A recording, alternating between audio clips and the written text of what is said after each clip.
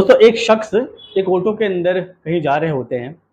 थोड़ी दूर चलने के बाद वहां पर पुलिस की वाहन चेकिंग हो रही होती है। बैरिकेडिंग लगाकर पुलिस वाहनों की चेकिंग कर रही होती है। इतने में एक हवलदार उस ऑटो के सामने आकर हाथ देते हैं। ऑटो वाले को रुकवाते हैं और उससे पेपर वगैरह गाड़ी के मांगने लगते हैं। सारे पेपर पूरे होने के बाद भी हवलदार जो होते हैं वो उसको रूल रेगुलेशन समझाने लगते हैं और उसका कहते हैं कि तुम्हारा चालान कटेगा। दोस्तों ये शख्स जो उस ऑटो के अंदर बैठे हुए थे वो सारी बात हवलदार की सुन रहे थे।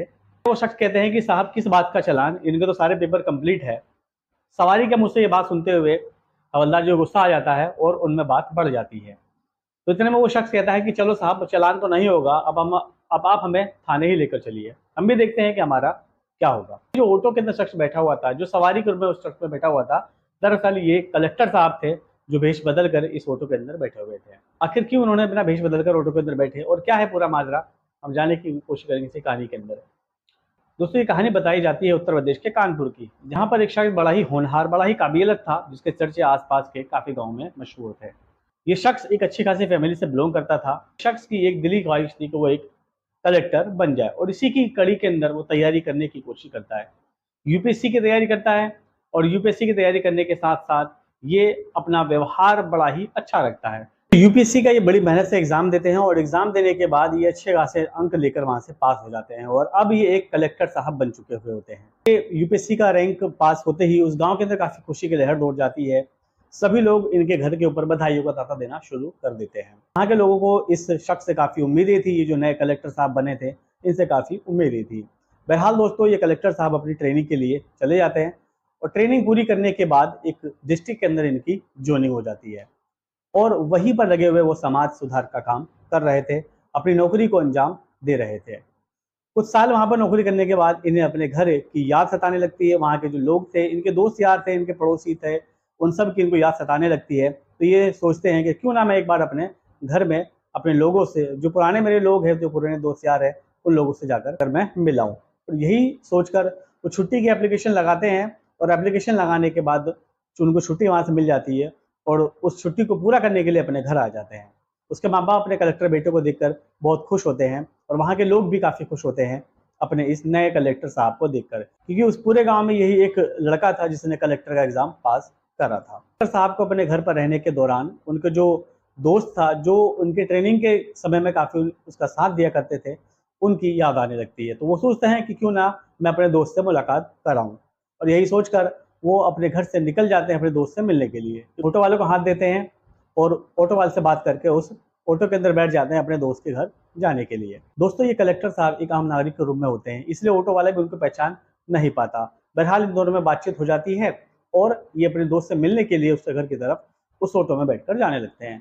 2-3 किलोमीटर दूर पर ही पुलिस की वाहन चेकिंग हो रही होती है। देखकर ऑटो वाला ऑटो थोड़ा पहले ही रोक लेता है और कहता है कि साहब इस जगह से नहीं, हम किसी और जगह से चलते हैं क्योंकि यहाँ पर वाहन चेकिंग हो रही है। ये बात सुनकर जो कलेक्टर साहब होते हैं, जो आम नागरिक बन के उस ऑटो के अंदर बैठे हुए थे, वो उनसे पूछते हैं कि क्या बात है। उन्होंने कहा कि साहब ये वहां पर वाहन चेकिंग हो रही है और ये बिन बात का मेरा चालान काट देंगे। लॉर्ड, मैं गरीब आदमी हूँ, ये चालान का पैसा मैं नहीं दे सकता। उसको कलेक्टर साहब समझाते हैं कि चलो कोई बात नहीं, मैं ऑटो के अंदर बैठा हुआ हूँ, ऐसी कोई बात नहीं है, मैं भी देखता हूँ किस तरीके से चालान काटते हैं। ऑटो वाला काफी मना करता है, लेकिन कलेक्टर साहब के जिद के ऊपर वो आगे अपने ऑटो को बढ़ाने के लिए तैयार हो जाते हैं। जैसे ही वहां पर जाते हैं और वही होता है, एक पुलिस वाला आता है, एक हवलदार साहब आते हैं और इसके ऑटो को हाथ देकर रुकवाते हैं और इससे गाड़ी के सारे पेपर मांगते हैं। ऑटो के सारे पेपर होने के बाद भी, इनका ड्राइविंग लाइसेंस पूरे होने के बाद भी, वो जो हवलदार साहब होते हैं इनको रूल रेगुलेशन समझाने लगते हैं और कहते हैं कि तुम्हारा 2000 रुपये का चालान होगा। ये सुनकर जो ऑटो ड्राइवर होता है वो बड़ा सकपका सा जाता है, कहता है साहब इतनी तो मेरी कमाई नहीं हुई, मैं गरीब आदमी हूँ, मैं कहाँ से इतना पैसा दे पाऊंगा। और मन ही मन अपने आप को कोसता रहता है कि अगर मैंने इन साहब की बात ना सुनी होती तो शायद ये मेरा चालान नहीं होता। पीछे जो ऑटो के अंदर बैठे हुए थे कलेक्टर साहब, वो सारी बात सुन रहे थे, कुछ नहीं बोल रहे थे। हवलदार साहब ज्यादा ही जिद करने लगते हैं कि तुम्हारा चालान होगा और किसी तरीके से वो नहीं मानते हैं। तब ये कलेक्टर साहब उससे कहते हैं कि सर ये आप किस चीज का चालान काट रहे हो। एक सवारी के मुंह से ये बात सुनते ही हवलदार को गुस्सा आने लगता है, वो उससे झगड़ने लगते हैं। ये देखकर जब बात आगे बढ़ जाती है तो 2-3 पुलिस वाले और आ जाते हैं। इतने में जो कलेक्टर साहब बैठे हुए होते हैं वो कहते हैं तुम्हें ये चालान काटने का अधिकार किसने दिया। इतना सुनना था कि हवलदार साहब का गुस्सा बढ़ जाता है और ऑटो वाले को और इस शख्स को लेकर थाने जाने की जिद करने लगता है। कलेक्टर साहब ये कहते हैं चलो हम भी चलते हैं थाने में, देख क्या करते हो हमारा थाने में जाकर।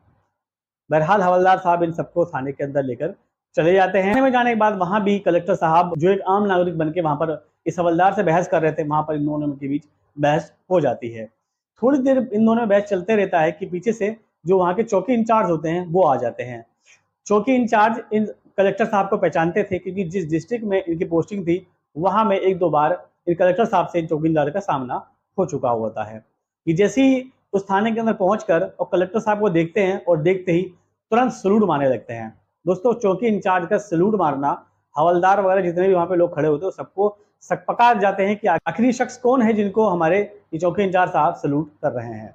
दोस्तों जब चौकी इंचार्ज वो कहते हैं कि ये हमारे कलेक्टर साहब हैं, तो कलेक्टर साहब का नाम सुनते ही जो हवलदार जो इनको वहां से लेकर आया था वो बड़ा ही घबरा जाता है, बड़ा ही सकपका सा जाता है और ये सोचता है कि अब तो मेरी नौकरी गई। कलेक्टर साहब उन सब को लाइन में लगाकर और उन सब की एक एक करके उनको डांटते हैं, इंचार्ज से बोलकर उन हवलदार साहब को सस्पेंड करवा देते हैं और उसके बाद इस ऑटो वाले को लेकर अपने दोस्त के यहाँ पर चले जाते हैं। अब ऑटो वाला बड़ा ही सकपकाया सा होता है, ये जो सवारी मेरे बैठी हुई है उस ऑटो के अंदर वो एक कलेक्टर साहब है। ये ऑटो वाला उनको उनके दोस्त के घर पर जाकर पहुंचा देते हैं और वहां पर पहुंचने के बाद जितने पैसे में इनकी बात हुई थी उससे दुगना और तिगना पैसा ये कलेक्टर साहब इसको दे देते हैं। ऑटो वाला मना भी करता है कि नहीं साहब मैं इतने पैसे लेकर क्या करूंगा, लेकिन कलेक्टर साहब एक नेक दिल इंसान होते हैं, वो कहते हैं कि मेरी वजह से आज आपका पूरा दिन बर्बाद हो गया है, इसलिए ये पैसे तो आपको लेने ही पड़ेंगे।